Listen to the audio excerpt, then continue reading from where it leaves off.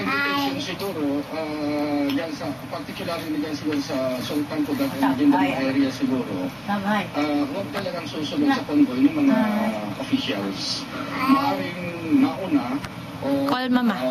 After na lang na ano na yun. Hi, mama. Much better siguro kung mauna talaga yung media ko sabihin nyo. Pray muna bago magpunta ng kuwan. Para sa city.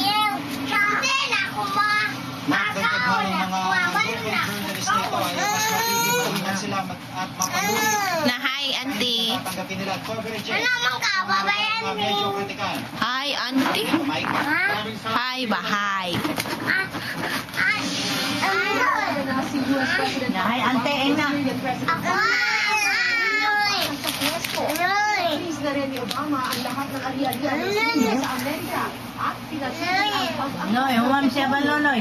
Noy, huwag siya balonoy. Baro siya balonoy. kay Assad. Ibinayag niya Noy. sa isang Hi, mama. Udin, ano, balonoy.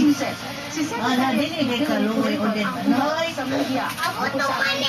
Dili mo na buto, Udin. Ang France, Britanya, Ano? at European Union.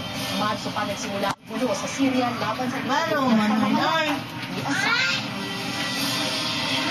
The people of Syria deserve a government that respects their dignity, Simod. protects their rights, and lives up to their aspirations. Assad standing in Timod. their way. The time has come Timod. for him to set a step aside. Simod. Tumaas na naman ang presyo ng langis sa world market, kaya naman ang ating mga motorista Bye, mama. Bye, hindi naman mama. mapakali dahil posible na namang magmahal. Bye. Nakatutok si Bernadette Reyes.